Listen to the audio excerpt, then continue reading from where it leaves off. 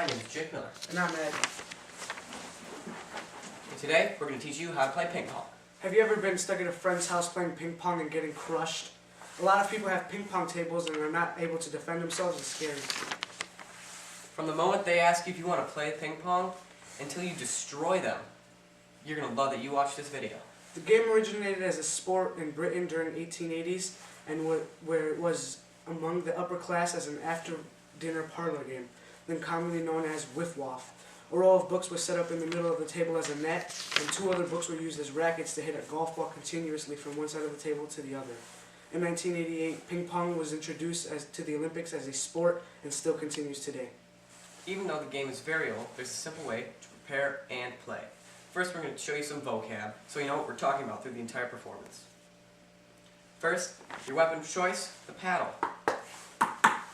Here's your ball, net, and the table. We're also going to tell you about the serve, the forehand and backhand hits, volley, and the pointing system. Alright, so we start off simple. Here's the volley. It's just hitting back and forth like you saw us in the beginning. Hitting back and forth. Alright, next we're going to do the serve. The serve is when you hit the ball. It's when you start off the game. Hit the ball, hit the table, hit the other side of the table, going over the net. And it cannot hit the net. There's the serve. See it one more time? Alright. Now, we're going to show you some backhand. Backhand is just going with your back of the paddle. Here it is. Here's some forehand, going across the body. Here's some backhand. Alright. Now we're going to show you the pointing system. Now on the serve, I can score right away. If I serve, it goes over, Ed doesn't return it, automatically my point. Thank you, Ed. You're welcome. Also, if I hit it and it hits twice on his side, it's also my point, like this. Alright, my point, right there. But, if I completely miss on any of the hits and go like this, it's his point. See, I failed to hit that side of the table. Now for volleying, and I hit it like that, oh, my point. I hit the corner of the edge, but if I would have hit it over, it would have been Ed's point. Now, we're going to talk about clothing. For the most optimal performance, you're going to want stretchy pants, high socks, non-slip sneakers with laces for those kids who don't have carpet floors. Also, protective goggles, headbands, and sweatbands are optional. I'm going to go get changed. As you can see, right now I am not prepared for this. I have a jacket on that won't give me very, very good range of motion. I have jeans. It also would not give me a very good range of motion because I can't move where I need to. And socks, that'll cause me to slide around, which would be a big problem when I'm trying to get back at the ball. I wish I was more prepared like him. See this? Alright, nice and limber. I have full range of motion. Once you have all your items, you're almost ready to start playing. Stretching is an important part in ping pong.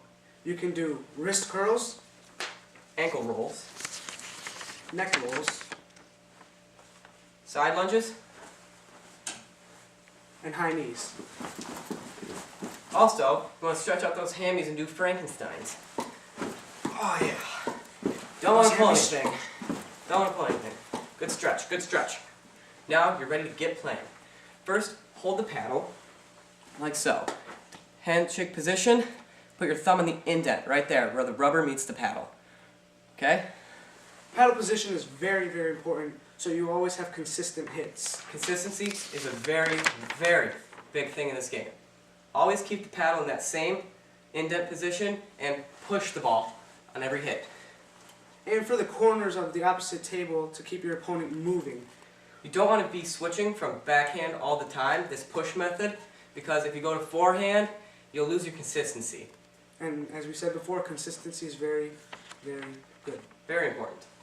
Now, keep using that push method until your opponent makes some mistakes. These mistakes are crucial for you winning the game. The first mistake an individual could do is overshooting the ball. Or overcommitting to the ball, should I say.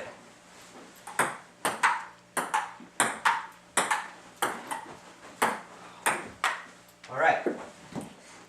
He kind of overcommitted, went over, he lost his balance. Here's another version of overcommitting.